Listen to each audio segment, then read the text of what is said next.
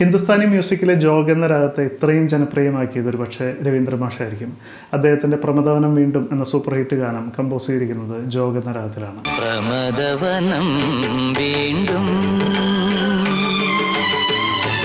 ഒരു ഹിന്ദുസ്ഥാനി രാഗമായിട്ടുള്ള ജോഗിന് നമ്മുടെ കർണാട്ടിക് മ്യൂസിക്കിലെ ചലനാട്ട എന്ന രാഗവുമായിട്ട് അടുത്തൊരു ബന്ധമുണ്ട്.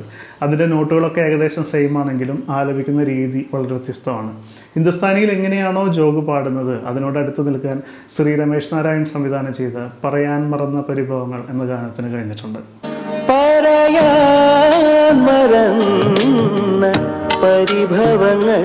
അടുത്തൊരു ഗാനം രവീന്ദ്ര മാസ്റ്റർ തന്നെ ഇരുഹൃദയങ്ങളിൽ ഒന്നായി വീശി എന്ന ഗാനമാണ്. അത് കമ്പോസ് ചെയ്തിരിക്കുന്നതും ജോഗിലാണ്.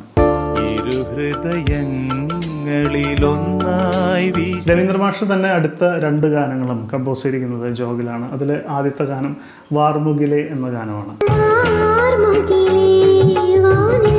മറ്റൊരു ഗാനം രവീന്ദ്ര മാസ്റ്റർ തന്നെ ഒരു കിളി പാട്ടുമോളവേ എന്ന ഗാനം കമ്പോസ് ചെയ്തിരിക്കുന്നതും ജോഗിലാണ്. ഒരു കിളി പാട്ടുമോളവേ. മറ്റു രാഗങ്ങളെ കമ്പയർ ചെയ്യുമ്പോൾ ജോഗ് എന്ന രാഗത്തിൽ ഒരുപാട് കമ്പോസിങ് സാധ്യതകളുണ്ട്. ഒരുപാട് മേജർ ആൻഡ് മൈനർ കോഡുകളുടെ തുടർച്ചയായിട്ടുള്ള ഉപയോഗം ആ ഒരു രാഗത്തിലുണ്ട്. അപ്പോൾ അതുകൊണ്ട് തന്നെ ഒരു കമ്പോസറിനെ സംബന്ധിച്ച് ഏതൊരു സിറ്റുവേഷൻസിലും നല്ല ഗാനങ്ങൾ ഉണ്ടാക്കാനായിട്ട് ജോഗ് എന്ന രാഗം ഒരുപാട് സഹായിക്കും.